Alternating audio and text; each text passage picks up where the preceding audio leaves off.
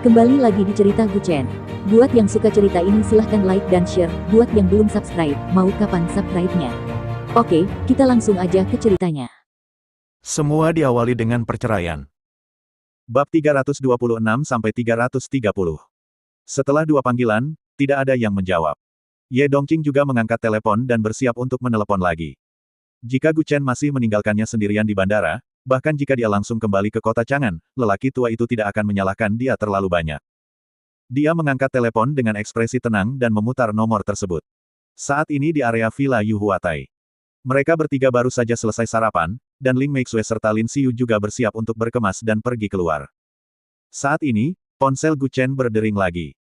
Jawablah dengan cepat, dia sudah menelepon 3 kali. Guchen awalnya berencana menjawab telepon kali ini, lagi pula, semuanya bisa dilakukan satu persatu. Dia mengambil telepon dan berjalan ke ambang jendela, lalu menekan tombol sambungkan. Saat ini, ia berada di jalan di luar. Panggilan telah dilakukan selama 10 detik, dan Ye Dongqing hendak menutup telepon dengan ekspresi bangga di wajahnya.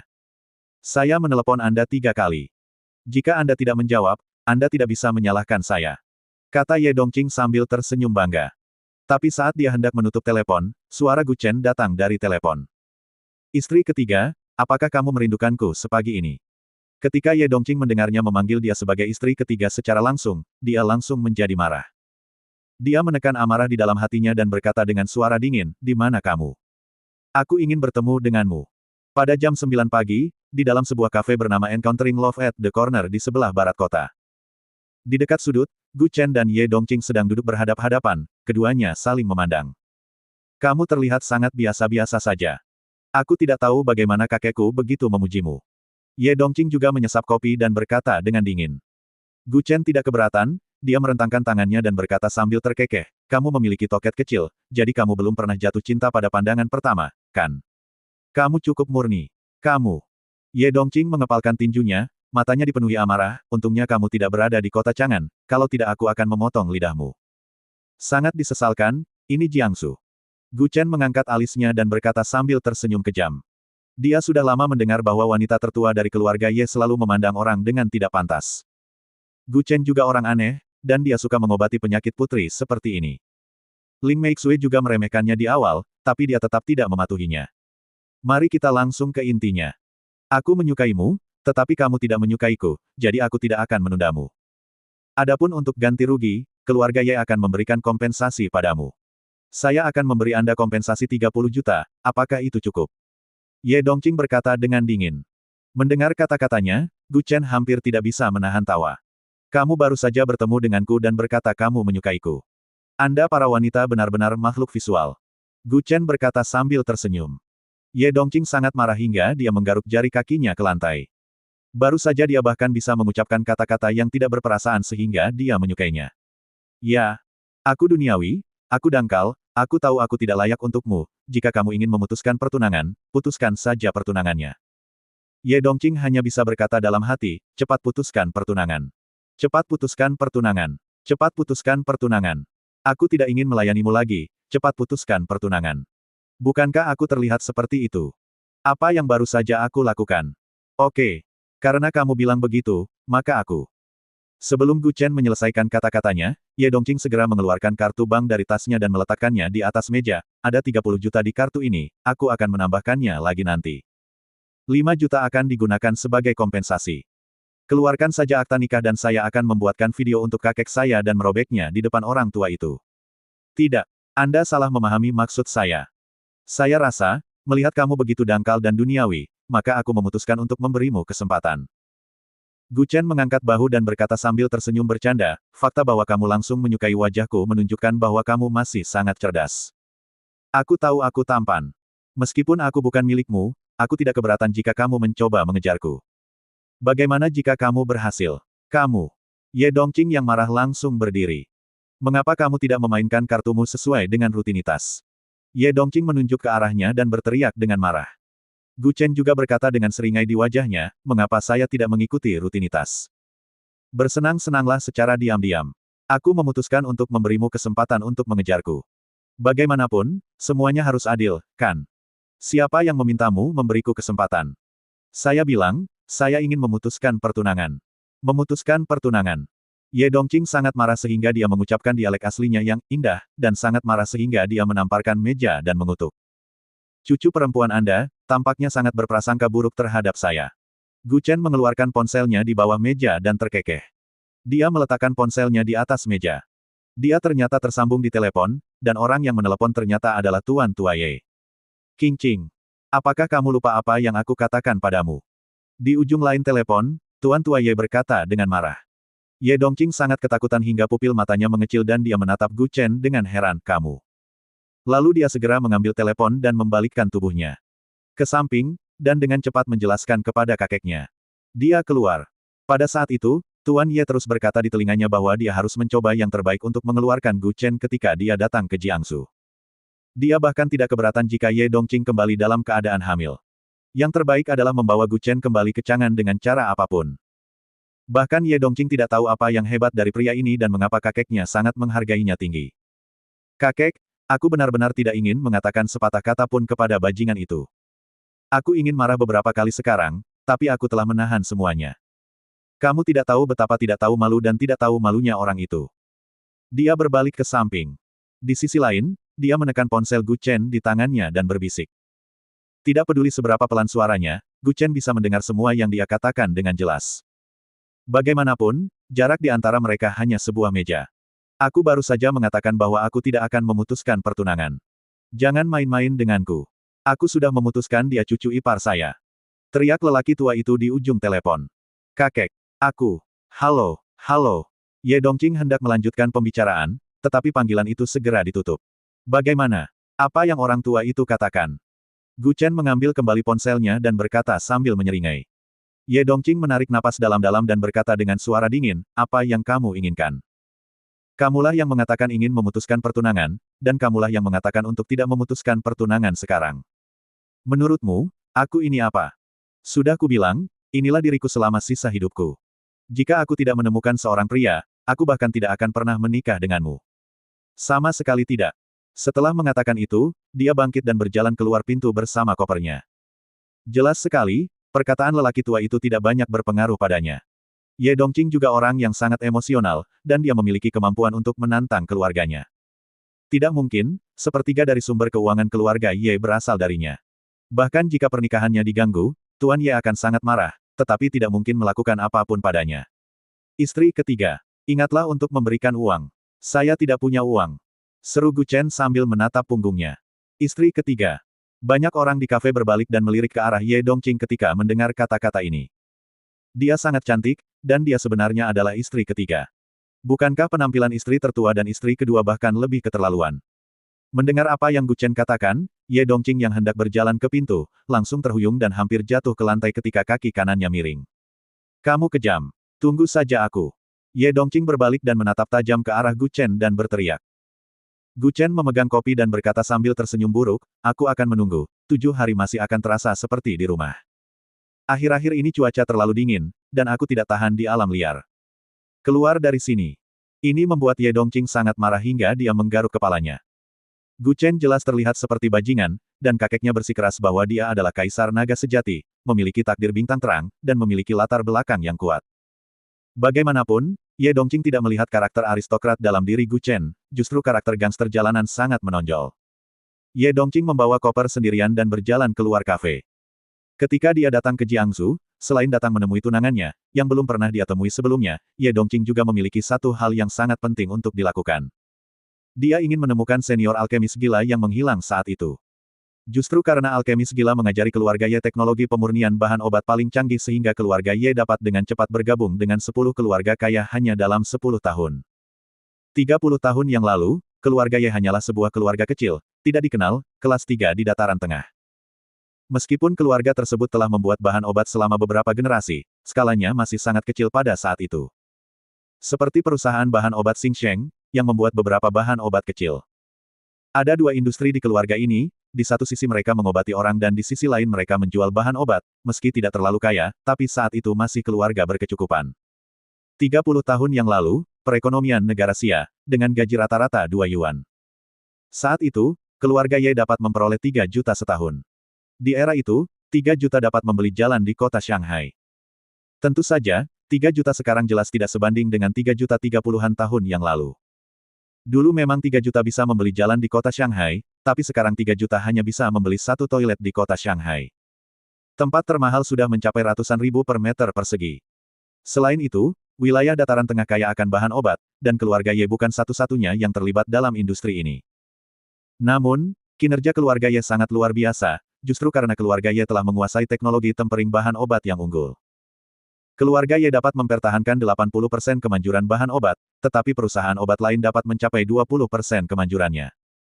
Oleh karena itu, lebih baik menggunakan bahan obat bekas yang tidak diinginkan oleh keluarga Ye, yang lebih kuat daripada bahan obat biasa yang dibuat oleh perusahaan bahan obat. Bahan obat yang tidak diinginkan orang lain semuanya adalah produk berkualitas tinggi untuk dipasarkan, tetapi persyaratan keluarga Ye terlalu tinggi. Bahan obat yang khasiatnya kurang dari 50% tidak akan digunakan lagi oleh keluarga Ye. Justru karena perbaikan terus-menerus dan teknologi pemurnian bahan obat yang canggih, mereka berkembang pesat. Semua ini disebabkan oleh senior alkemis gila yang membimbing keluarga Ye. Menurut legenda, dia meninggal secara tak terduga 30 tahun yang lalu, dan sejak saat itu sulit untuk mendengar berita tentang dia. Banyak orang yang mengatakan bahwa ia telah meninggal, namun tidak ada yang mengetahui di mana makamnya berada. Lambat laun, alkemis gila ini hampir dilupakan oleh dunia. Namun senior alkemis gila ini sangat populer di tahun 1970-an dan 1980-an. Dia mengklaim bahwa jika Hua Tuo masih hidup, dan bahkan dengan nada menghina mengatakan bahwa keterampilan medis Hua Tuo bahkan lebih buruk dari dia. Dalam beberapa tahun terakhir, teknologi tempering bahan obat keluarga Ye telah mencapai hambatan. Teknologi sebelumnya telah digunakan selama lebih dari 20 tahun dan tidak dapat memurnikannya. Bukannya tidak bisa dimurnikan, hanya saja mereka tidak tahu harus mulai dari mana. Keluarga Ye juga mencoba melakukan inovasi teknologi, namun setelah banyak perubahan, efek obatnya tidak sebaik obatnya yang sebelumnya. Tidak ada yang salah dengan teknologinya, tapi proyeknya terlalu besar, lagi pula kita sudah memasuki era kecerdasan, dan segala sesuatunya harus dilakukan dengan efisien. Meskipun bahan obat yang ditempa dengan teknologi lama sangat manjur, namun efisiensinya sangat lambat dan tidak dapat diproduksi massal. Ini seperti dua orang yang memindahkan batu bata, yang satu bisa mendapatkan 200 yuan sehari hanya dengan mengangkat batu bata. Yang lain tahu cara menggunakan prinsip katrol dan memasang katrol dari atas, bisa mendapatkan 200 yuan sehari. Walaupun uang yang diperoleh sama, namun usaha yang dibutuhkan berbeda. Oleh karena itu, keluarga Ye juga ingin mencari alkemis gila dan membiarkan dia membantu keluarga Ye meningkatkan teknologinya. Jika tidak, teknologi lama yang telah digunakan selama 20 atau 30 tahun akan segera tidak mampu mengikuti perkembangan zaman. Ye Dongqing berdiri di pinggir jalan dan menghela nafas panjang, Jiangsu sangat besar, di mana saya dapat menemukan senior alkemis gila. Hanya karena seseorang mengatakan mereka pernah melihat senior alkemis gila di Jiangsu sebelumnya, Tuan Ye hanya beruntung, mungkin sang alkemis jenius belum mati, tapi menemukan tempat untuk bersembunyi. Saat ini di Jiangsu, keluarga Jiang. Oke, saya mengerti. Seorang pria parubaya menutup telepon dengan sangat bersemangat. Jiang Ximing memandang ayahnya dengan ekspresi curiga di wajahnya dan bertanya, "Ayah, apa yang kamu tahu?" Dikatakan bahwa Nona Ye telah tiba di Jiangsu. Mengenakan jas merah muda dan membawa koper. Kita harus ambil kesempatan itu sebelum keluarga Jiang, keluarga Sangguan, dan keluarga Bai yang melakukannya. Wanita tertua dari keluarga Ye telah ditemukan. Apakah ini ciri khasnya? Ada banyak wanita yang mengenakan jas berwarna pink di jalan. Meskipun dia tahu Ye Dongqing telah datang ke Jiangsu, dia hanya tahu pakaian apa yang akan dikenakan, jadi jangkauan pencariannya terlalu luas. Wanita tertua dari keluarga Ye adalah wanita cantik yang terkenal di kota Chang'an. Apakah hanya berjalan di jalan seperti orang yang lewat? Karakter seperti itu bisa dilihat secara sekilas. Aku akan segera mencarinya. Jangan biarkan keluarga Jiang sampai di sana dulu. Pria parubaya itu menepuk meja dan berkata dengan suara yang dalam, inilah satu-satunya cara keluarga Jiang kita bisa berbalik. Rumah Sangguan. Demikian pula, setelah menerima panggilan, Sangguan Ying mengambil mantelnya dan berjalan keluar kantor. Nona, mau pergi kemana? Ketika pengurus rumah tangga melihat Sangguan Ying berjalan keluar kantor dengan tegas, dia segera melangkah maju dan bertanya. Sangguan Ying mengikat rambutnya yang tergerai dan terlihat sangat cakap, pergi. Beritahu perusahaan taksi Sangguan dan awasi setiap wanita berjaket merah muda. Dia memiliki sosok yang sama denganku, terlihat sangat cantik, dan mungkin membawa koper di tangannya. Dikatakan bahwa dia telah muncul di sebelah barat kota. Saya akan mengirim orang untuk segera mencarinya. Jika ada yang menemukannya, saya pribadi akan menghadiahinya dengan hadiah 100.000. 100.000. Banyak orang di sekitar yang kaget saat mendengar angka ini. Siapa yang mereka cari? Mereka hanya memberikan sedikit petunjuk dan mereka dihadiahi hadiah 100.000. Mereka masih percaya dengan perkataan Sang Guan Ying, dan banyak dari mereka yang masih di sana. Orang-orang yang bekerja di perusahaan sangat ingin keluar dan bergegas ke barat kota saat ini. Saya segera memberitahu perusahaan taksi dan meminta mereka segera melaporkan orang tersebut. Kata pengurus rumah tangga dengan sangat hormat.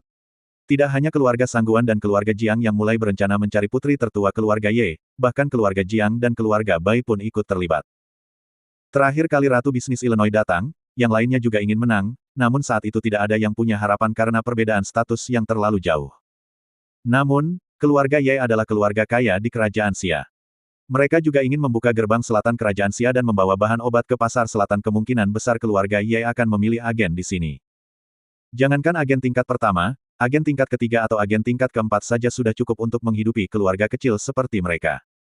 Sebaliknya, agen tingkat pertama bahkan mungkin merusak papan nama mereka.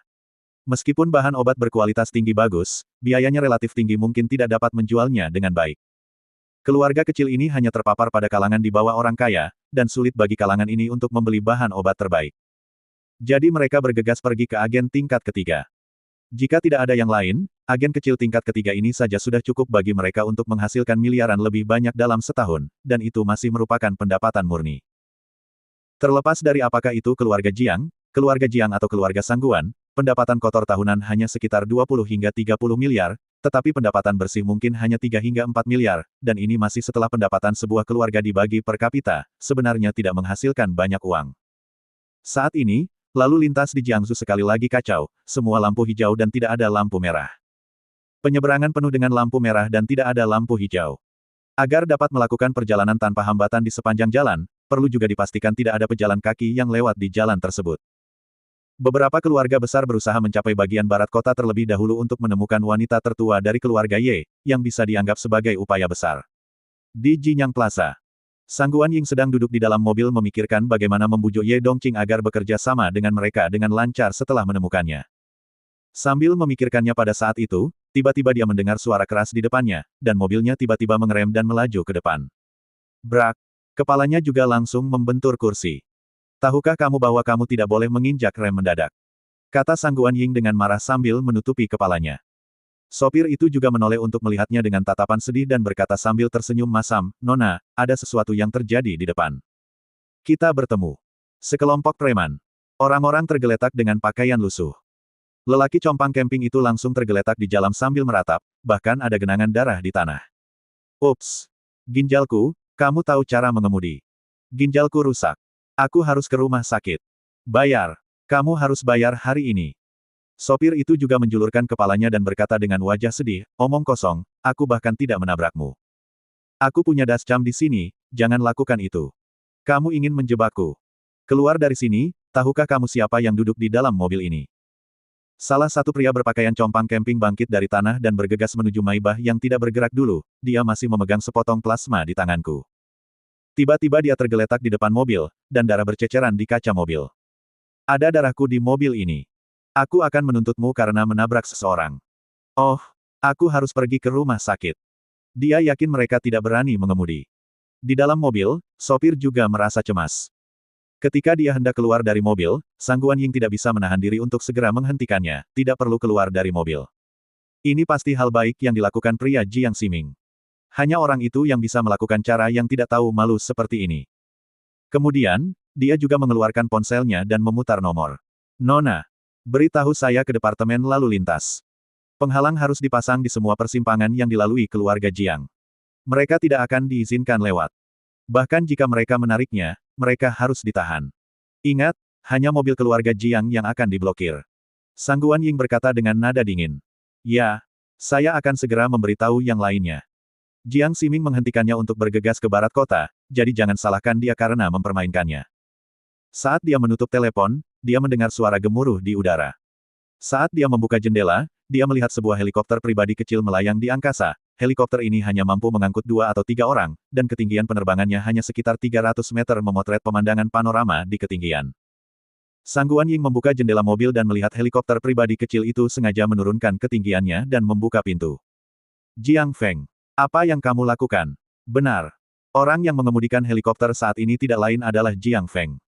Benda ini adalah apa yang dia beli sebelumnya, hanya untuk menjemput gadis-gadis. Tanpa diduga, itu akan sangat berguna saat ini. Di darat, beberapa keluarga besar bergegas ke barat kota, yang menyebabkan kemacetan parah, untuk menemukan Ye Dongqing.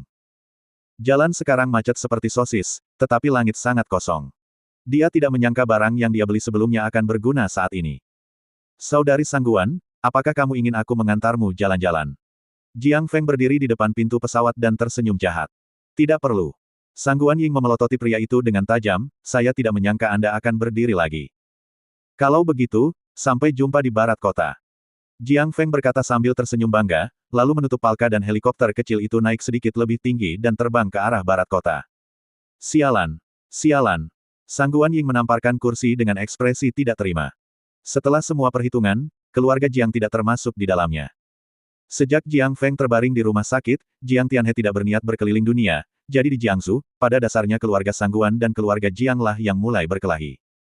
Tanpa diduga, kuda hitam kali ini ternyata adalah Jiang Feng. Benar saja, belalang sembah mengintai jangkrik sementara Oriole mengintai di belakang.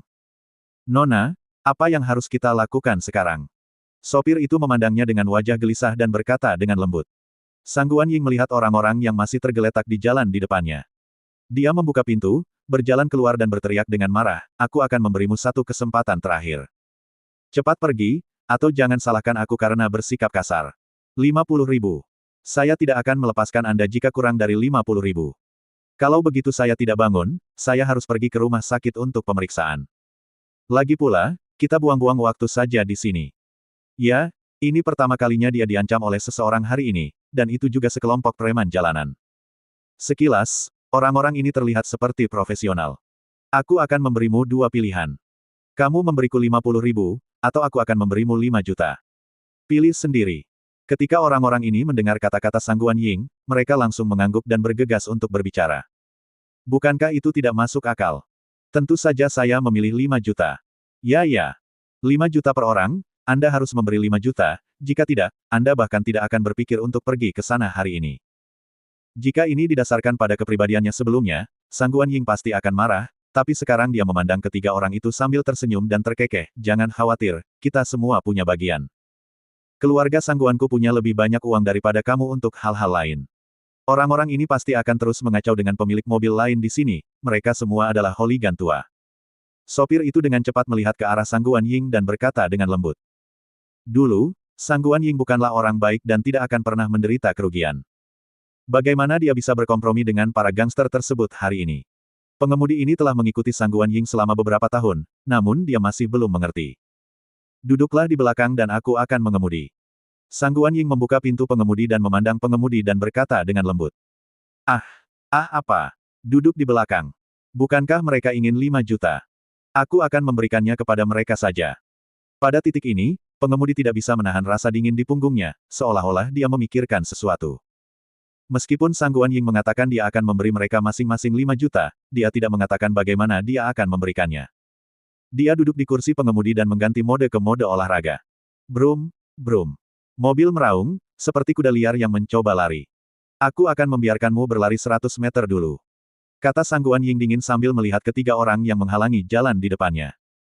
5 juta yang dia sebutkan bukan kamu bisa mengambilnya dengan santai, tapi setelah menabrakku ke jalan dan mati, dia akan membayarmu 5 juta.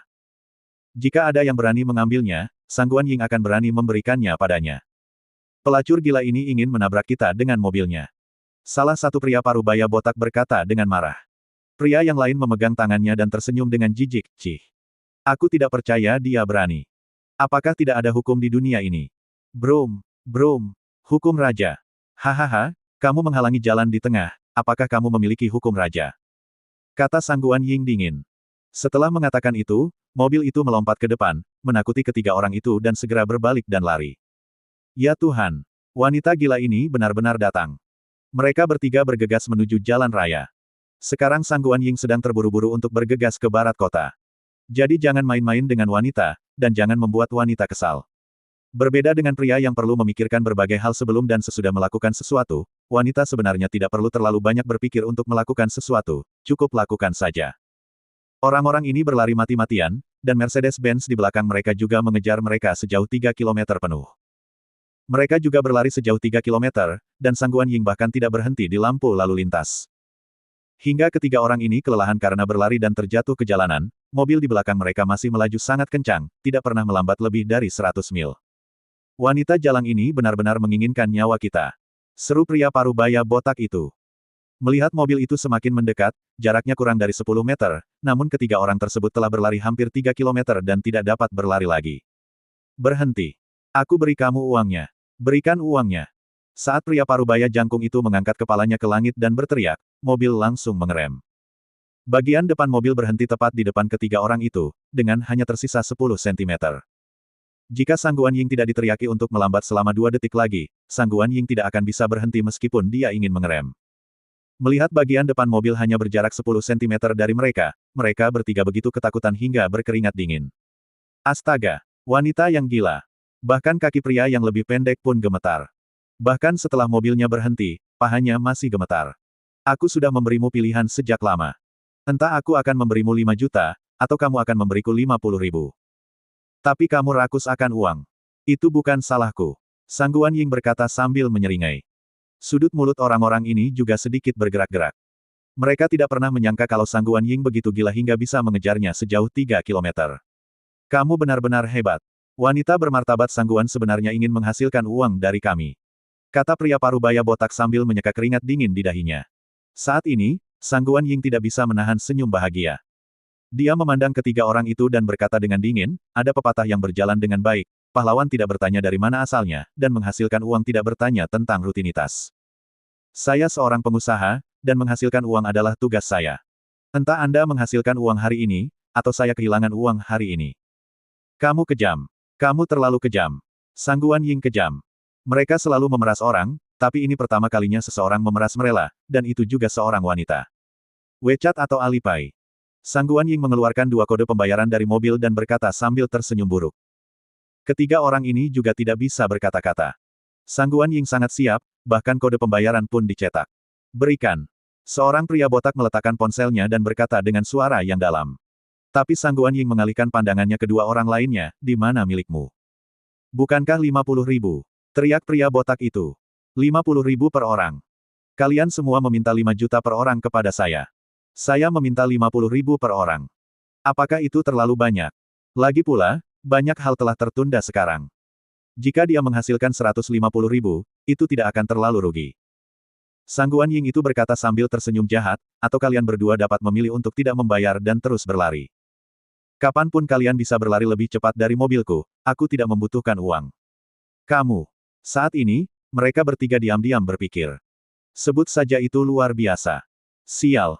Kita membantu Tuan Muda Jiang melakukan sesuatu, tapi kita benar-benar membayarnya. Pria parubaya jangkung itu berkata dengan sedih sambil menyeka air matanya. Jiang Ximing hanya akan memberi mereka masing-masing 30 ribu yuan, namun mereka tidak pernah menyangka bahwa setelah bertemu Sang Guan Ying, mereka bahkan akan membayar 20 ribu yuan lebih. Setelah kedua orang itu membayar tagihan dengan berlinang air mata, mereka saling mendukung dan pergi. Sudah cukup baik bahwa mereka masih bisa berdiri setelah dikejar sejauh 2 atau 3 kilometer. Sang Guan Ying melihat saldo di ponselnya dan tidak bisa menahan senyum pahit, hei. Perjalanan ini tidak sia-sia. Nona, kalau begitu, haruskah kita pergi ke barat kota? Sopir itu juga berkata sambil tersenyum masam. Sang Guan Ying telah tertunda begitu lama, dan dia bahkan berlari ke arah yang salah untuk mengejar ketiga orang ini. Bahkan jika dia pergi, dia tidak akan menjadi orang pertama yang mencapai bagian barat kota. Pergi. Kenapa kita tidak pergi? Aku terhenti di tengah jalan. Apakah menurutmu begitu mudah bagi keluarga Jiang untuk menemukan Nona Ye? Berhentilah bermimpi, itu tidak mungkin. Bagian barat kota ini tidaklah kecil. Jika kamu duduk di toko tertentu, siapa yang tahu? Sang Guan Ying berkata sambil tersenyum jahat, selain itu, mungkin aku akan menemukan Nona Ye dulu.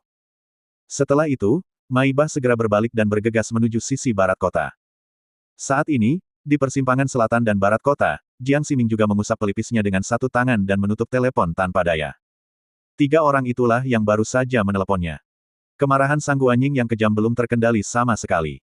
Jiang Ximing berkata sambil tersenyum masam, saya kira akan membutuhkan waktu lama untuk membujuk Anda. Karena kepentingan, tidak ada yang mau memikirkan diri mereka sendiri. Itu merugikan, tapi secara pribadi, Jiang Ximing dan Sang Guan Ying bisa dibilang sebagai kekasih masa kecil, sudah bermain bersama sejak kecil. Karena Sang Guan Ying 1 tahun lebih muda darinya, Jiang Ximing selalu menganggapnya sebagai saudari perempuannya. Jika seseorang menindasnya, Jiang Ximing akan bergegas membantu tanpa ragu-ragu. Saat itu banyak yang mengira keduanya akhirnya bisa bersama lagi, namun alhasil hubungan mereka menjadi seperti saudara. Namun, pertengkaran antara kedua belah pihak hari ini didasarkan pada kepentingan keluarga, dan permintaan maaf secara pribadi tidak akan mempengaruhi persahabatan. Tuan, kita telah sampai di sebelah barat kota. Saat ini, kita berada di sebuah kafe di sebelah barat kota. Gu Chen keluar dengan tangan di saku, dan tiba-tiba melihat 10 atau 20 mobil mewah diparkir di luar pintu. Astaga, apa yang terjadi? Apa aku benar-benar terkenal? Ucap Gu Chen dengan raut wajah keheranan. Saat Bazat dan dia sedang jongkok di pinggir jalan sambil makan mie, mereka bercanda bahwa keduanya mungkin akan menjadi berita utama hari ini. Mungkinkah foto tersebut benar-benar dimanipulasi? Tapi dalam sekejap, dia menggelengkan kepalanya sedikit. Memang tidak terlalu mirip, karena plat nomor mobil ini semuanya plat nomor Jiangsu. Saat ini, terdengar suara gemuruh di udara. Sebuah helikopter kecil juga diparkir di pinggirnya. Suasana besar seperti itu benar-benar membuat Gu Chen sedikit tercengang. Tapi ketika dia melihat orang yang keluar dari Rolls-Royce memimpin di depan, dia tidak bisa menahan diri untuk tidak membeku. Jiang Ximing, apa yang kamu lakukan? Gu Chen menatapnya dan berkata dengan marah, dengan konvoi besar seperti ini, mereka yang tidak tahu akan mengira sesuatu telah terjadi di sebelah barat kota. Ini terjadi di sebelah barat kota, orang pertama yang mengetahuinya pastilah Zhang Bao, orang ini sekarang memiliki kendali penuh atas seluruh dunia bawah tanah Jiangsu. Begitu ada gangguan, dapat dikatakan bahwa beritanya jauh lebih cepat daripada berita Jiang Ximing dan lainnya. Dan jika ada pergerakan besar, Zhang Bao pasti akan segera memberitahu Gu Chen. Dia bahkan tidak menerima beritanya, jadi mengapa sekelompok orang ini tiba-tiba berkumpul di barat kota? Pada saat ini, Jiang Feng juga keluar dari helikopter. Tuan Gu. Setelah melihat Gu Chen, dia memimpin dan berkata dengan hormat dengan tangan terkepal. Setelah Jiang Ximing melihat Gu Chen, dia juga tersenyum hormat dan berkata, Tuan Gu. Kebetulan sekali, mengapa kamu ada di sini juga? Keluar jalan-jalan. Apa yang terjadi? Apakah kalian semua di sini untuk bertemu aku? Gu Chen mengangkat bahu dan terkekeh. Tidak, tidak, tidak. Jiang Ximing dengan cepat melambaikan tangannya dan menjelaskan, kami sedang mencari seseorang, apakah Tuan Gu sedang minum kopi di sini?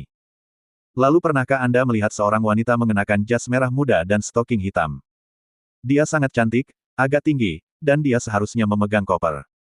Saat Jiang Ximing menggambarkannya, sesosok segera terlintas di benak Gu Chen. Jaket merah muda, stoking hitam, membawa koper.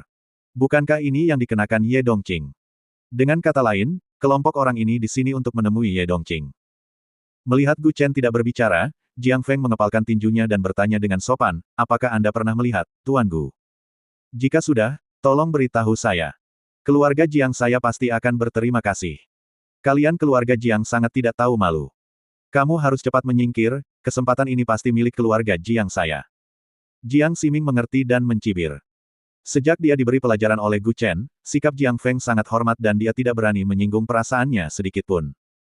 Dia tidak ingin kembali terbaring di ranjang rumah sakit lagi. Lebih baik membunuhnya dan memberinya hidup bahagia. Menurutku keluarga Jiang Anda adalah yang terbesar di Jiangsu. Jika Anda ingin memperjuangkan kesempatan ini, bukankah keluarga Jiang saya juga layak memperjuangkannya? Jiang Feng juga membalas. Dengan kata lain, demi Gu Chen, dia akan mulai membalas dengan cara yang normal. Oke. Kenapa kalian membuat keributan di jalan? Benar-benar memalukan. Gu Chen menamparkan dahi mereka berdua dan berkata dengan marah. Orang-orang yang berdiri di sekitar menahan napas dan tidak berani mengucapkan sepatah kata pun. Selain anggota keluarga mereka, Gu Chen adalah satu-satunya yang cukup berani untuk mendisiplinkan Jiang Feng dan Jiang Ximing seperti ini. Saya baru saja datang ke sini, dan dia ini. Siapa orang itu? Apakah dia memiliki latar belakang yang besar? Gu Chen memandang Jiang Ximing dan Jiang Feng dan bertanya. Dia hanya bisa berpura-pura tidak mengenalnya. Bagaimanapun, dia adalah tunangannya. Sekelompok besar orang mencari Ye Dongqing di seluruh kota. Dan ada banyak pria. Sebagai tunangannya, ini sedikit banyak membuat iri. Dia adalah. Jiang Feng hendak menceritakan latar belakang Ye Dongqing, tapi Jiang Ximing segera menarik lengan bajunya dengan tangannya, menyuruhnya untuk tidak memberitahu. Gu Chen secara alami melihat ini, tetapi dia juga memahami bahwa semakin sedikit orang yang mengetahui tentang beberapa hal, semakin baik, sama seperti dia, tidak ingin orang-orang ini tahu bahwa dia baru saja bertemu Ye Dongqing dan bertunangan dengannya. Siapa yang tidak punya rahasia saat ini? Oke, aku terlalu malas untuk mengetahui siapa dia. Aku harus kembali bekerja, jadi kalian lakukan ini sekarang, dan kamu bisa terus mencari. Tapi kota ini sangat besar di barat, dan orang-orang membawa koper dan biasanya naik mobil ketika mereka pergi keluar. Jika dia masih berputar-putar, dia mungkin sudah lama melarikan diri. Gu Chen merentangkan tangannya dan terkekeh. Jiang Ximing juga menepuk keningnya, iya. Dengan koper itu, saya juga pasti akan berangkat dengan mobil. Saya mengerti, terima kasih, Tuan Gu, karena telah mengingatkan saya. Tidak masalah. Awalnya, mereka ingin segera meninggalkan sisi barat kota, tapi begitu mereka meninggalkan sisi barat kota, mereka mungkin akan menyelidiki ke arah lain. Misalnya, hotel. Ye Dongqing membawa koper, dan dia pasti akan menginap di sebuah hotel, dan itu akan menjadi hotel kelas atas bintang 5. Tempat-tempat ini terkenal oleh beberapa keluarga besar, dan setiap keluarga besar juga memiliki hotel kelas atas namanya. Lupakan. Kamu bisa melakukan pekerjaanmu sendiri. Gu Chen melambaikan tangannya dan berkata dengan lembut, mengabaikannya. Tuan Gu, berjalanlah perlahan. Tuan Gu, berjalan perlahan. Setelah Gu Chen pergi, Jiang Feng menoleh dan menatap Jiang Ximing dan berkata dengan suara yang dalam, mengapa Anda tidak mengizinkan saya mengatakannya itu barusan? Karena Tuan Gu tidak melihatnya, mengapa Anda banyak bicara? Ada beberapa hal yang sebaiknya diingat tentang apa yang tidak boleh kamu lakukan. Lagi pula, ketika aku pertama kali keluar ke masyarakat, aku hampir sama sepertimu. Jiang Ximing melambaikan tangannya dan terkekeh. Jiang Feng juga memelototinya dengan marah, siapa yang baru saja keluar dari masyarakat. Saya mulai berolahraga ketika saya berusia 18 tahun, oke. Kamu bekerja di klub malam, kan? Kamu dijuluki pangeran kecil klub malam. Bersambung.